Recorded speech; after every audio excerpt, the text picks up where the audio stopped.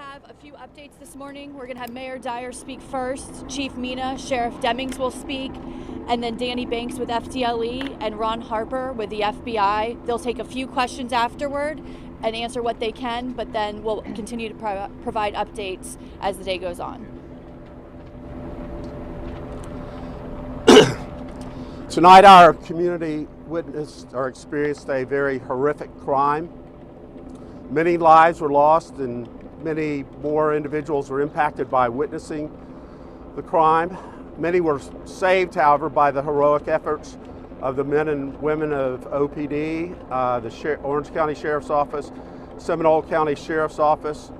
We have great cooperation from FDLE and the FBI, all our law enforcement agencies, fire departments from Orlando, Seminole County, and Orange County, and all of the hospital personnel that have been working through the night. We are a strong, resilient community. Tonight, we had a crime that will have a lasting effect on our community. We need to stand strong. We need to be supportive of the victims and their families. I'm going to ask Chief Mina to explain what happened. Good morning. So at approximately 02:02 hours this morning, we had an officer working at Pulse nightclub who responded to shots fired. Our officer engaged in a gun battle with that suspect. The suspect at some point went back inside the club where more shots were fired. This did turn into a hostage situation. From there, obviously multiple officers from various agencies responded. SWAT team responded. At approximately 0500 hours this morning, the decision was made to rescue hostages that were in there. Our SWAT officers exchanged gunfire with the suspect. The suspect is dead. He appeared to be carrying a rifle, an assault type rifle, and a handgun, and had some type of device on him.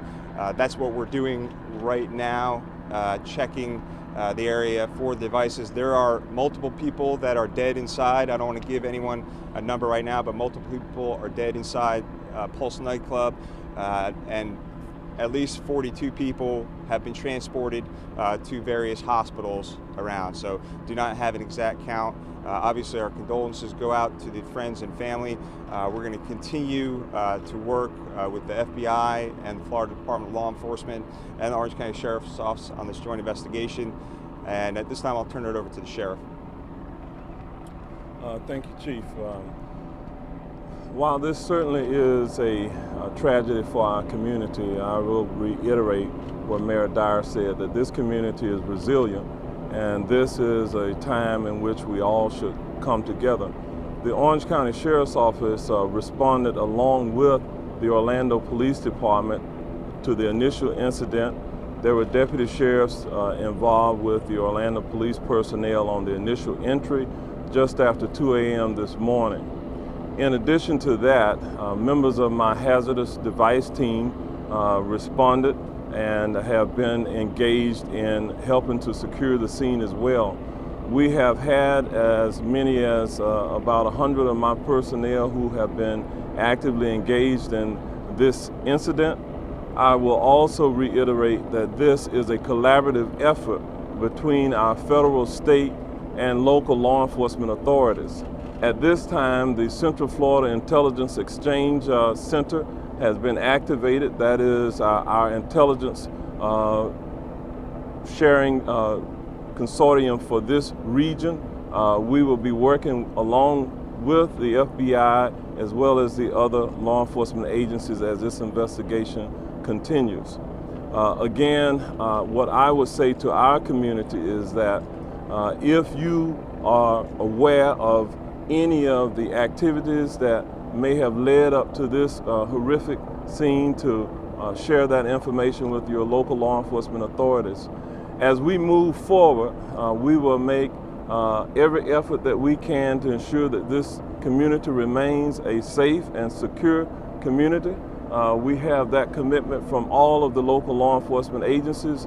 We have multiple sheriff's offices and police agencies who have committed to work to that endeavor.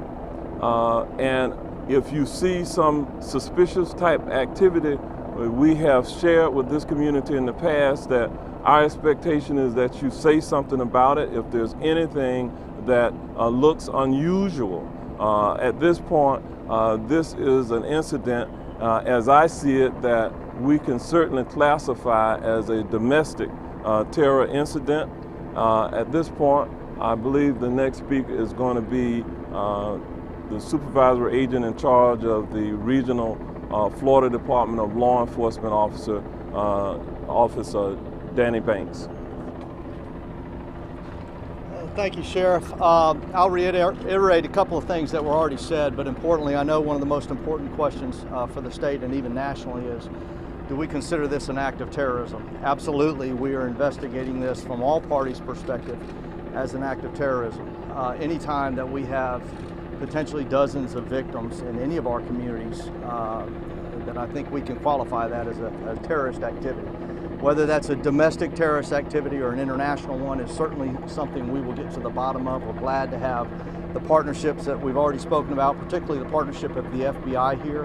One of the important things that obviously we'll get to the bottom of is, did we have any indicators before this event happened today? We will have some more information, I'm sure, forthcoming to all of you about who this individual is. Was he a lone wolf? Does he have any associates?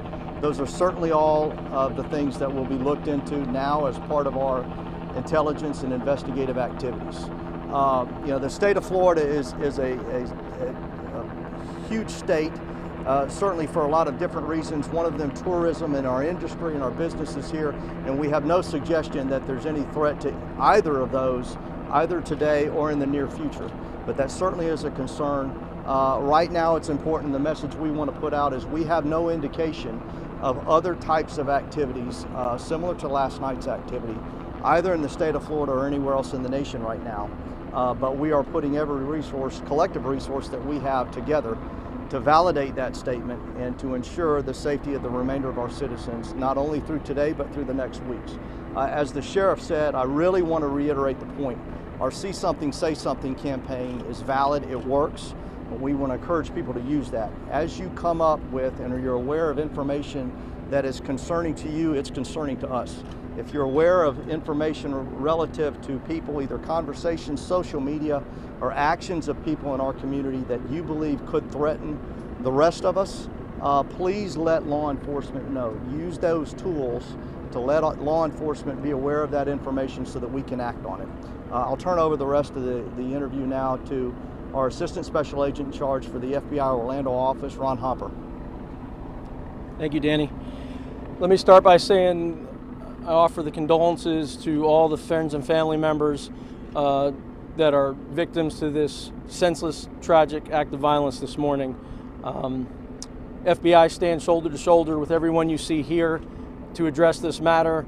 We are not just looking at this from one perspective. I will tell you that every resource in the FBI will be brought to bear on this investigation. And I would echo what Mr. Banks just said, in that at this particular time, there's no reason to believe, we have no credible or singular information to suggest that there's any further threat to Orlando or the surrounding area or anywhere else as it relates to this particular incident. I would caution everyone to be mindful that the FBI is known for slow, methodical, detailed investigations. We will follow the facts, we will see where they lead us to, and we will take them to the ultimate end. There's nothing we won't do to get to the bottom of this case, and we will be prepared to present any information we can when we can and are able to present it to you. We would look forward to being as completely transparent as possible. I will tell you that we here in the Orlando region, especially with the FBI and the partnerships we share here, we take that see something, say something one step further. If you see something and you say something, we will do something. So if you have some information, no matter how small you may think it may be, that would relate back to today's events, please share it with us. And I would urge you to call the 1-800-CALL-FBI public access line. We have phones standing by to take any type of lead or information whatsoever. We're conducting countless interviews, and you will be seeing a huge presence from the FBI in the coming days to resolve this matter. Thank you. Four questions. I did want to add a few more things. There were at least 9 officers that were involved. in the shooting of the suspect. One of our officers was injured. It appears his Kevlar helmet saved his life. So he has a injury to his eye, but it looks like the bullet did hit his Kevlar helmet. So 9 officers involved in the shooting and 1 officer injured, but not that seriously. So it looks like that Kevlar helmet saved his life. So I think we'll take questions now. What do you know about the gun? Do you know anything at this point? We're going to turn everything about the gunman over to the FBI. Chief, you said multiple injuries. Can you give us like 10, dozens? We've heard the number 20. Yeah, that's we're looking probably in the range of 20, but we don't want to give you an exact figure. Like I said, multiple people transported to the hospital. Unfortunately, there are people. We're trying to clear that the Pulse nightclub of all of any devices. We did find a device on the suspect himself and possibly his car, so we're trying to clear all that. And unfortunately, there are some people who have succumbed to gunshot wounds, maybe around 20 inside of the nightclub.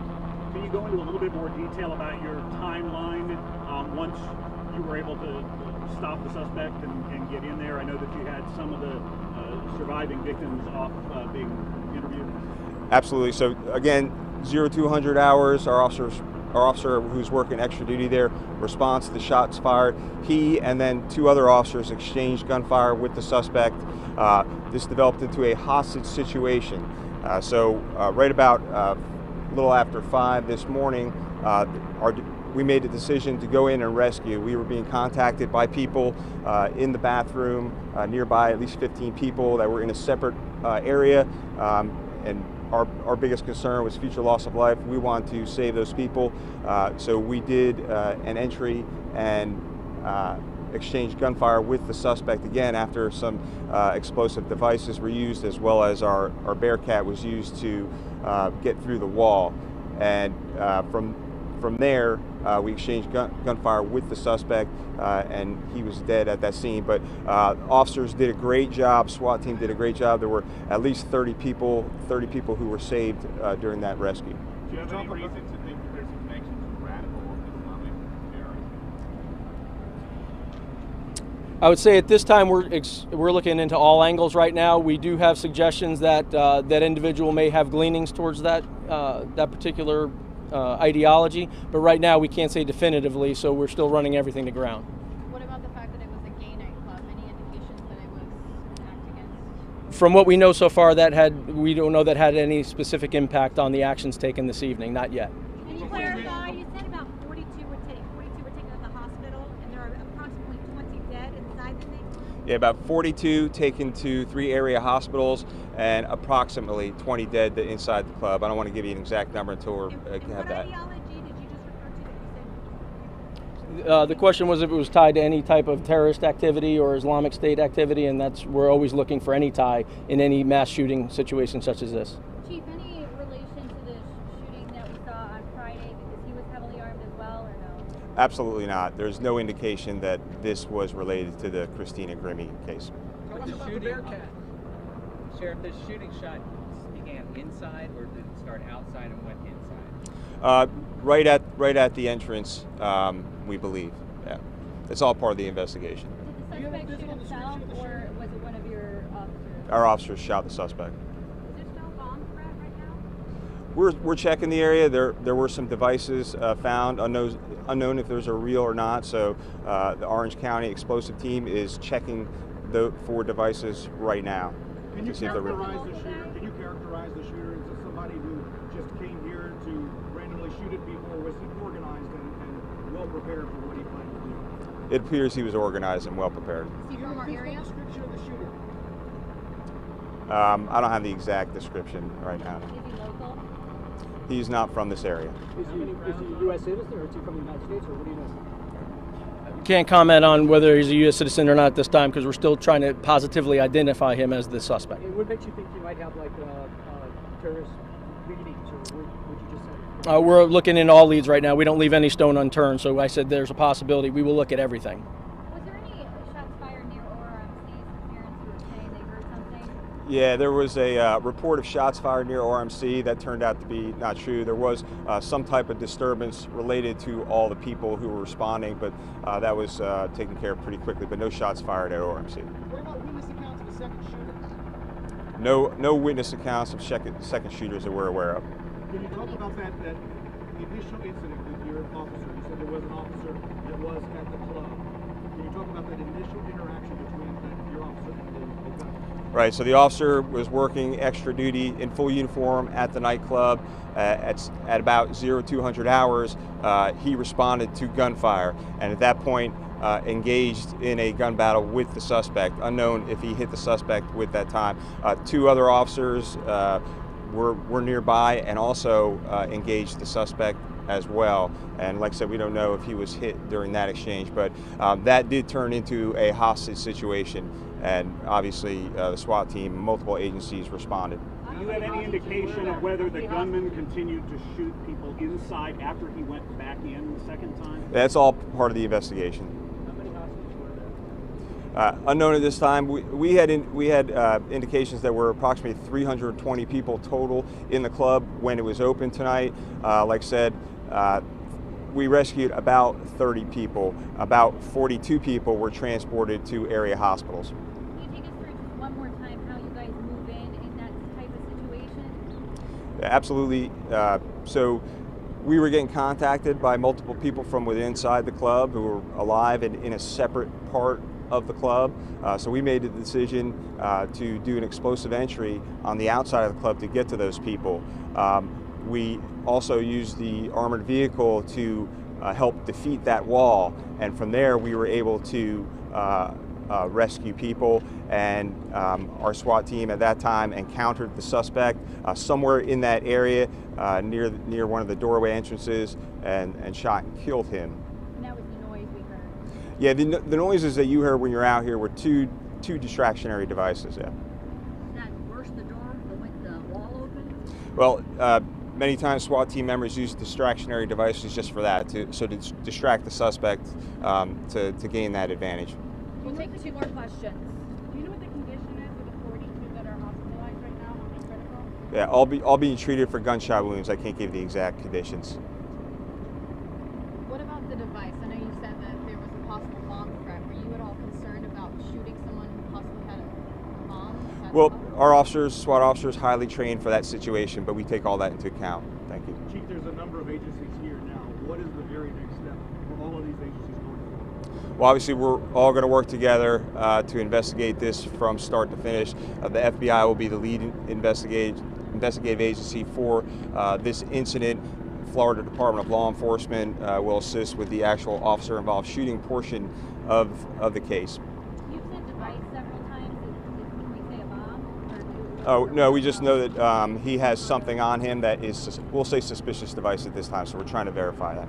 Okay, we'll plan for the next update to be at 9:30, but we'll keep you guys updated and plan. That'll be here. Yes. Thank you.